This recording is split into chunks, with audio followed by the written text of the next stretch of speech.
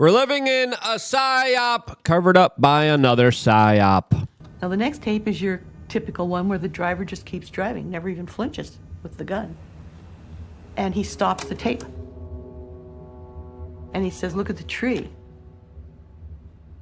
And there's the top of a tree growing in air.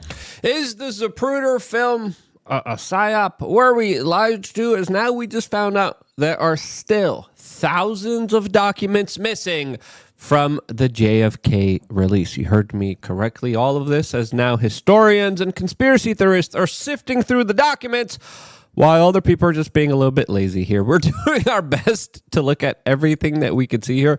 It is a lot of documents, but more importantly, it's not all of the documents. So what documents are we missing here? As it's important to note here that individuals like George H.W. Bush, the former director of the CIA from the Bush family that has supported that funny mustache guy in the 1930s, by the way, had their hands on these documents before anyone else. LBJ also probably deleted a whole bunch of them, as there's some key components with him that are also missing from this document set. What else is missing? Let's get into it, as of course we're going to do your job for you.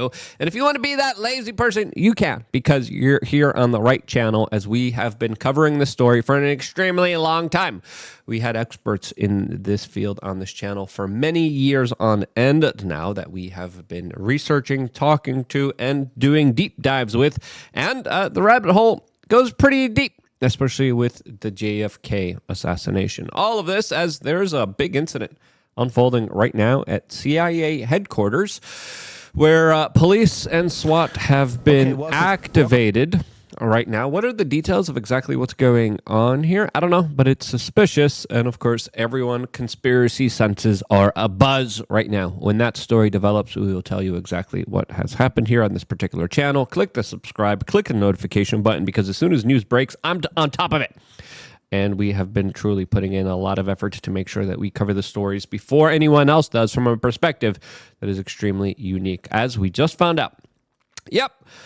Crucial JFK files not released and still remain secret, as we got 63,000 pages related to this assassination attempt, but there's still about 3,000 to about 3,500 files that are still unreleased.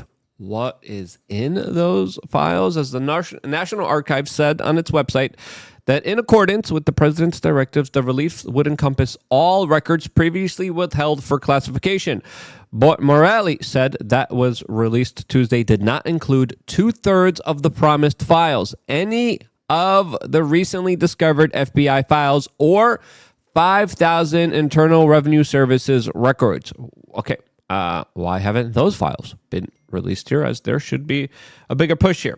There should be a conversation saying, Donald Trump said release all of them. Donald Trump said don't redact them. There's still redactions in them.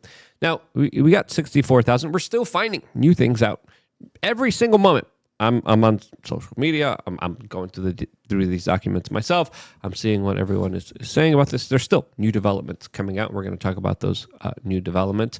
The New York Times released kind of a pointless article saying, yeah, people are still doing research. Yeah, they're finding a lot of very interesting stuff if they are, that the New York Times isn't talking about here. Here's what we know. They just released some documents. That's all you're going to kind of tell me here. There's some bigger bombshells here. Some people using paywalls in order to give you the bigger bombshells. We're not going to do that here in this particular story. As when you sift through the JFK files, you see the CIA was engaged in regime change, biological warfare, political psychological warfare, global media control, mass propaganda. All of this is slowly and surely being discovered here, as there are some questions now related to how powerful the CIA is and just how much do they have at their disposal when it comes to implementing their agenda over everyone else's agenda. I think this picture here by Ben Garrison perfectly represents the current situation that we're going through right now. But did that situation change? We have a kind of surprising answer here. Now, the biological warfare point of this is very interesting, because you see the CIA talk about using aircraft with biological agents to specifically go after the crops in Cuba in order to spur on a famine, in order to spur on a revolution inside of that country and more disarray. You really don't need to do that with communist countries. Communist countries kind of do that by themselves. They're very bad at business. They're pretty horrible at working. They don't like working. And for some reason, they really don't like family units, religions, churches, and people's ability to eat here. As a former person who was born into communism, I could tell you that my family has stories for decades. Now, what we're also finding out here is that there are typewritten reports and handwritten notes that are spanning decades that include details in these documents about CIA agents who have claimed that the deep state was responsible, that Oswald was a poor shot, and that the Secret Service warned that Kennedy would be killed in August, 3 months before the assassination. We are also finding out that the Russians warned that the assassination was coming. And those warnings allegedly fell on deaf ears. There was no protection issued, and JFK was allowed to be in an open roof car, just paraded around, waving around to everyone here, as a lot of people now are bringing up a specific country, Israel, related to all of this. But before getting into that, we wanted to tell you about thebestpoliticalshirts.com, where you could get all of the shirts that usually I am wearing here. We have John McAfee here, an OG legend. Pretty crazy, wild guy. You could definitely know what type of person is wearing this type of T-shirt. You can get the T-shirt by typing in McAfee into the search bar here, and then you should be able to find it. We're going to put it on the front page here, probably in the release of this video. So stay tuned for that. We got a lot of great shirts, and these shirts are a perfect way to make a statement, a perfect way to represent ideas that are still mainly censored on social media. Now, YouTube loosened up. There are other platforms that allow total free speech, but overall, there's a lot of them that prevent real legitimate conversations from taking place here. And again, we got a lot of shirts. People always make the mistakes. You only have long sleeves. No, you don't. You just got to do a little bit of more clicking, a little bit more digging, and you could find V-necks, you could find sweaters, you could find all-in-one members-only T-shirts that you could get on lukeunfiltered.com. You could find tank tops, you could find short sleeves, you could find anything and everything on thebestpoliticalshirts.com.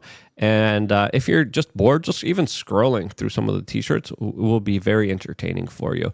This one is one of my favorites, with RFK Jr. looking at you disappointingly, saying, "Don't eat that." I have that picture up in my refrigerator and in my kitchen cupboards, because it's just a funny meme that I think is perfect to wear to your favorite seed oil-filled restaurant. Now, let's get back to some of these disclosures here and talk about an issue that a lot of people see as very controversial. I don't see it. I just see a lot of people be very hyperbolic, very sensitive and emotional about this issue, and I don't think we should. As now we are finding out that these documents contain specific sections in them that call for the redaction of any mentions of Israel. And it wasn't redacted. Some people are saying that this was a legitimate mistake. Some people are saying that it should have been redacted. And a lot of people have seen the documents, as Ian Carroll points out, and they're saying that Israel was involved in some way. Now, we know Israel was trying to get the nuke, and there was a battle back and forth between him and JFK, between them and JFK. Now, what were the kind of larger role here? Again, still very unclear here. We also knew JFK had a big issue with the Federal Reserve banking system, and also challenged the larger monopoly of financial control over this country. We also know there was a lot of beef between JFK and the CIA, specifically when it came to them wanting to overthrow Cuba and create a false flag operation called Operation Northwoods that the Joint Chiefs of Staff presented to him, which would literally terrorize and take American lives in order to create a fake pretext to launch a bigger war against Cuba. That also happened. And when JFK was given Operation Northwoods, he then talked about tearing the CIA into 1,000 pieces and throwing them in the air. That quote was butchered, apologies, but he talked about liquidating and getting rid of the CIA. Now, Russia also warned. There's also key kind of communications with Russia. JFK was also asking about rogue CIA agents in Russia. And there's one CIA asset talking about how a criminal element of the CIA was essentially a part of this operation that took JFK's life. I think that's the more kind of plausible explanation there, specifically when you look at Israel still being a country in its early onset and not having as much as influence and power as it has today. Israel was still a very fresh new country. And did they have intel ties? Absolutely. Was it that extensive? Was it that powerful? I don't know. I think we still need more documents. And with the CIA wanting to redact Israel from these documents and then not doing so, whether that was an accident or deliberate, it kind of makes you wonder, well, maybe these other documents are related to that. And the speculation is abuzz here because, once again, we haven't gotten all the documents. Why haven't we got all the documents? 60 plus years. Why are there still redactions?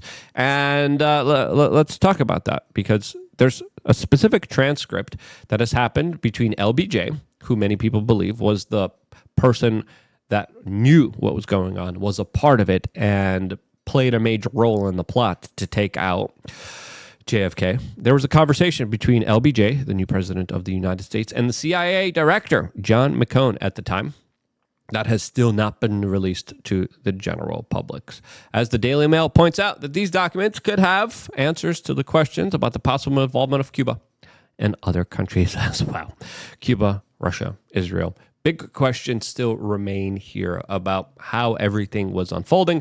There's also other ties specifically to the mob here that a lot of people are asking some significant questions, as the CIA, according to a lot of the sources, was also in cahoots with the mafia. Now, we also know that the CIA suppressed top officer James Jesus Angleton's connections to Israeli intelligence, as shown by these newly unredacted JFK record files. As WikiLeaks reports, Angleton had subverted JFK's policies of preventing Israel from acquiring nuclear weapons and was praised by Mossad's head Mir Amit as the biggest Zionist of them all. Angleton was also found to have hidden documents from the Warren Commission on the assassination of President Kennedy, and that's just one of many instances of documents being not just redacted, not just destroyed, but also